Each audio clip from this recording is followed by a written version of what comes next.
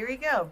Okay, so basically, what we would like to ask is you can tell us about yourself, who you are, and give us some of your background and your culture. Okay.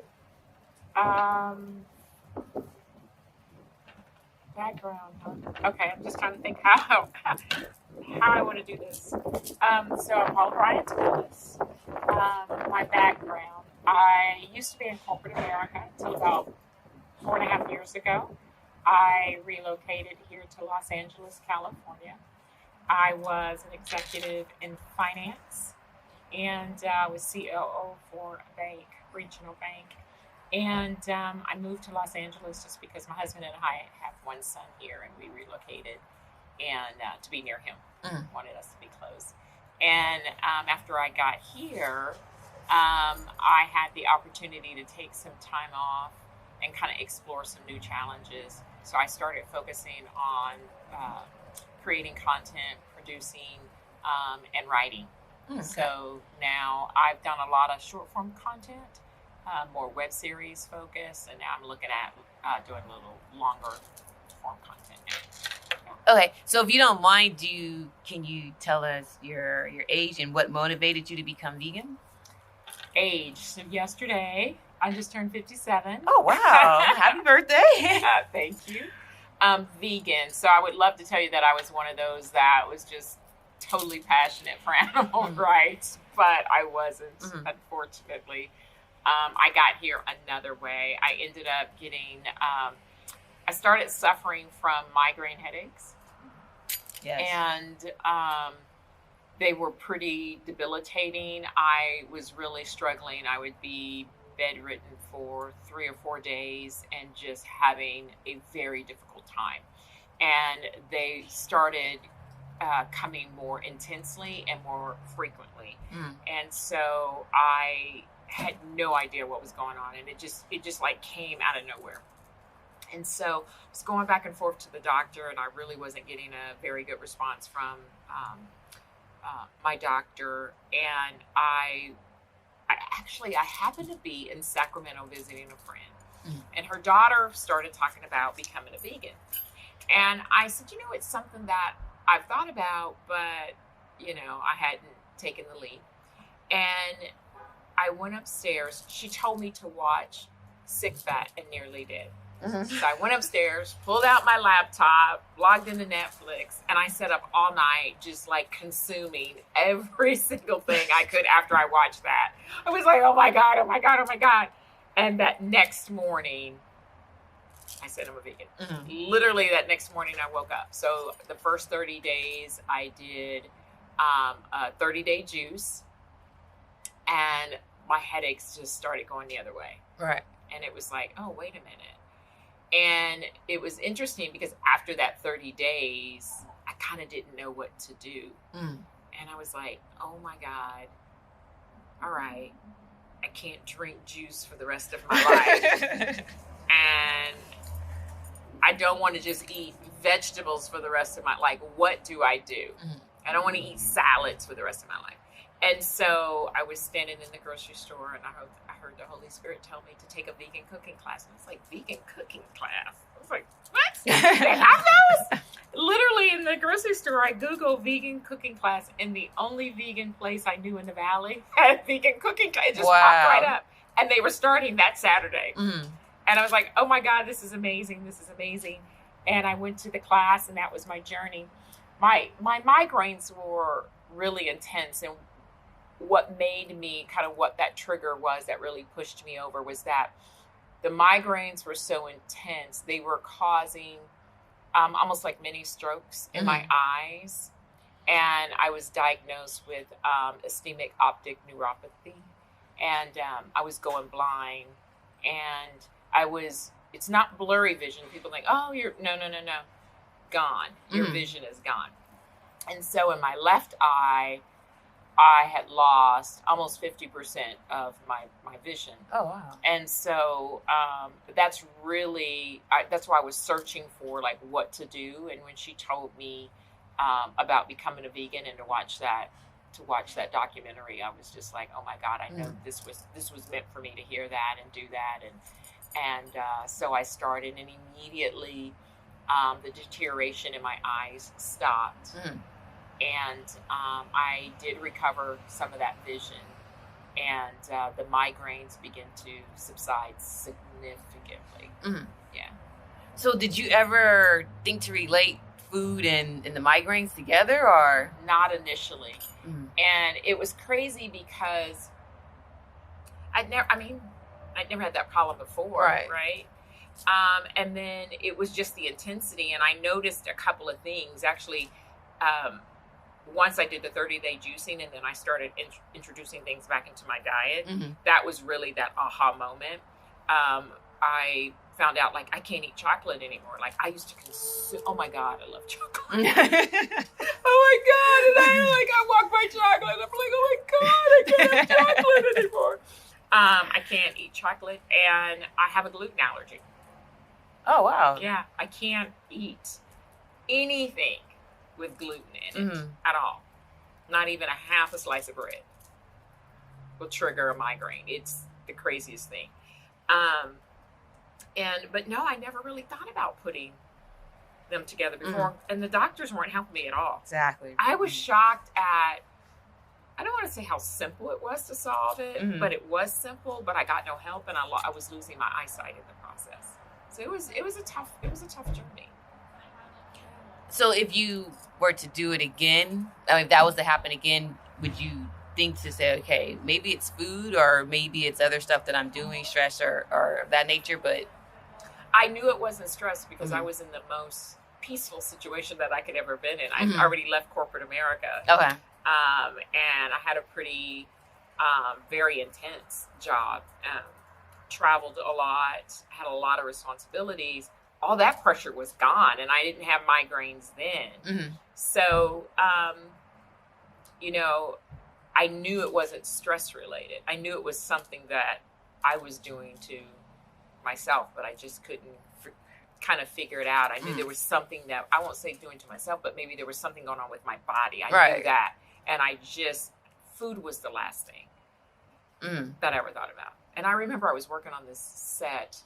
Oh my God. And it's like, if you ever worked on a film set, like the hours are just like, sometimes 14, 16 hours. And I had a migraine, and the whole time I'm eating more chocolate. Like, I'm sitting there and I've got this migraine, and I feel like I can't eat.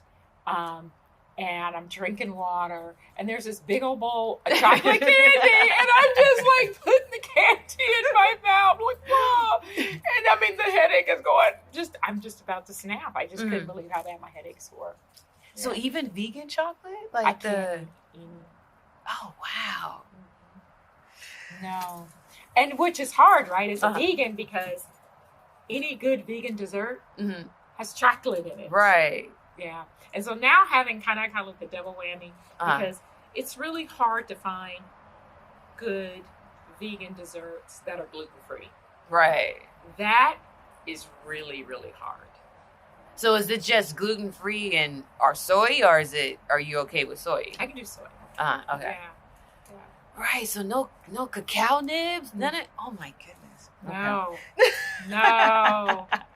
And my husband loves chocolate like I do. And so he'll say, and he decided to come on this journey with me. He says, I don't want you trying to cook, 2 different meals. And he said, I want to go on this with you. But he hasn't given up his chocolate. He hasn't given up chocolate cake. It's like, wait, that's not fair. He's like, I got to draw the line somewhere. Have you even tested it, though? Like with the cacao nibs or no? I have. I will, every now and then I'll, I even tried, the last piece of chocolate I tried was unprocessed, pure, because my doctor said maybe it's something in the processing. Right. So with chocolate, yeah, not sure. Okay. Yeah. All right. So, how do you handle social situations? Like when you're out with friends, how do you handle that? It's funny. So this is perfect timing. So I was in Phoenix over the weekend with a bunch of friends, and of course they always forget you're vegan, and They don't understand what vegan means. And or do you just eat salads? It's just like, oh my God, these are highly educated people. And so, of course, we're at this Italian restaurant where I can eat nothing on the menu. And we ordered, because there were so many of us, everything was ordered kind of in the family style dishes. So the salad comes out, it's loaded with cheese and bacon bits. So I'm like trying to, you start trying to swim around the food and nibble. And then after that, all this lasagna and pasta and they had salmon and fish. All these big old trays are coming out.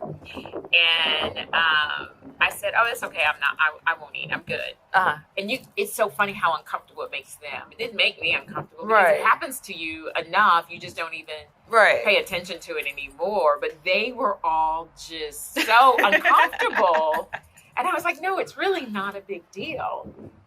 Because what I was trying to get them to understand is I choose this.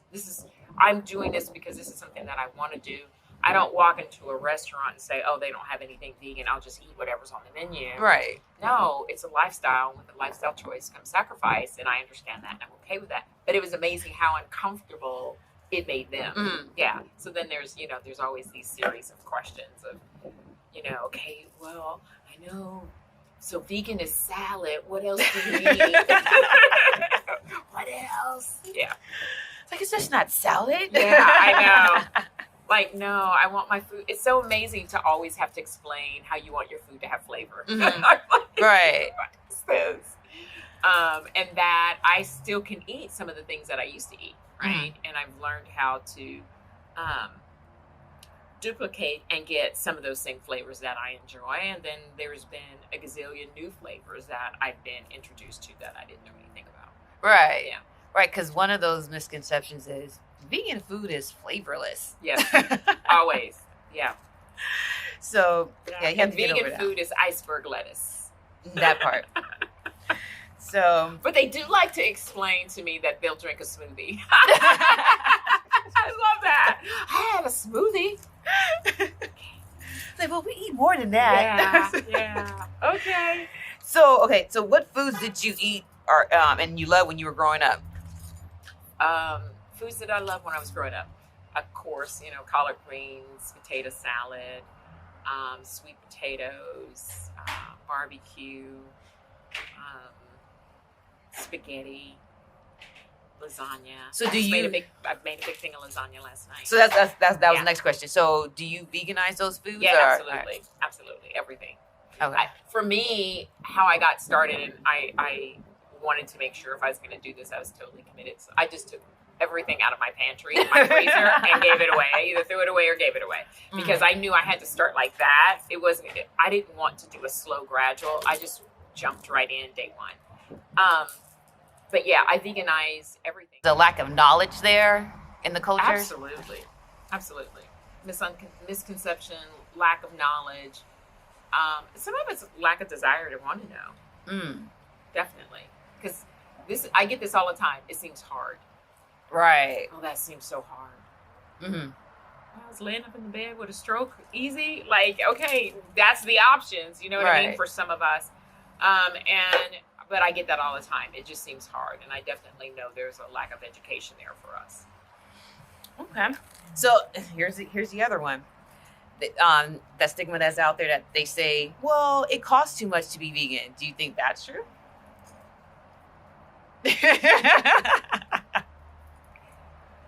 I will say for me, yes. And the reason why I say that is the reality of it is I don't think it is. But I would say for me and my journey, it is because I tend to eat fresh. So because I eat so much fresh, I have to shop an awful lot more. And it was very difficult in the beginning of food goes bad really fast in Los Angeles, California. I don't know why. But, oh my God, you buy something and I mean, you go 2 days later, you go, wait a minute, I just got this. Hold on. So I think that part of it can be expensive. I try not to eat a lot of processed foods. Right. Yeah. And I've met a lot of vegans that being vegan is just opening up a box of something that says vegan on it. It's processed and you can't even pronounce half the stuff that's in. That's not the journey that I want to be on. Right. So for me, I think when you eat that much fresh and you constantly have to grocery shop, and the challenge between keeping a lot of fresh produce in your house and it going, the spoilage is a little bit of a challenge for sure. Yeah. So would you say it's better to have a garden? I would love to have a garden. I'm not in a place right now where I can have a garden, but that is part of what I want to be able to do is have a garden for sure. Yeah. Some of those things that avocados are in my diet every day. Tomatoes are in my diet every day. Kale's in my diet every day. Spinach is in my diet. That stuff, like those staples that I'm love that. I would love that. Okay, so do you think there will ever be a period of time where we see a majority of people of color eliminating meat and dairy from their diet? Say that again. People are what? Okay. Maybe people of color or black people. I don't think, not fully. No. No. Even with all the disease that's going on, you don't think so? I had a girlfriend, this was years ago, and she was a heavy smoker. And, we would always talk to her about smoking. And she said to us one day, I don't care. I love my cigarettes. And we all just went, wow. And I think there are people who feel that way about me. Yeah. They don't care. They don't care. They're always going to want their meat. And they understand that there's a price to pay for it. And they're willing to pay that price. Yeah. Even if there was more information out there that they were available to get. You mean like how it sits in the bottom of your gut and just rots? Is that going to bother them? Nah. It's not. That they're eating Bambi? Nah. It's not. I use zucchini for my noodles. I use a vegetable vegan sausage for my meat. I just put it in the processor and ground it up and make a bolognese sauce with sauteed onions and mushrooms, and then I layer it with a cashew garlic cheese that I make, and it's amazing. It is. Sounds good. Okay, so do you feel that you're being judged for not eating so-called, regular food? A little bit sometimes. It doesn't bother me, but it's almost like some of my friends act like they don't know who I am. Yeah. Like, oh my God, why have you made this change? Yeah. Right. Yeah. So how do you separate that, or do you separate it? No, that's their problem. It's not mine. Why should I take on their problem, their misunderstanding?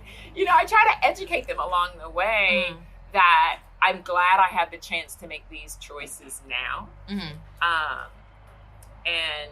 be more proactive in my health journey than waiting until I'm sick, right? Because sickness is what got me here to this point. But now I'm glad that I had a chance to be more proactive, and I understand even more so how important it is to be proactive on this journey. Okay. Yeah. Okay. So there's a stigma that comes to not eating meat or dairy in various cultures. Yeah. So many are led to believe that this can't happen. This lifestyle can't happen in certain cultures. Do you agree with that, or? No, not at all. I think it can be more difficult. I think people of color, especially for us as African Americans, it is difficult because we believe in dairy and we believe in overcooking. We believe in over seasoning, specifically salt. That one is number one. That's just it's just been so ingrained in us culturally, in our family environments. It's what we tend to see. But no, I mean, I definitely think there's a challenge to this journey. And I don't want to say it's easy. It's not. It's definitely a sacrifice in the beginning.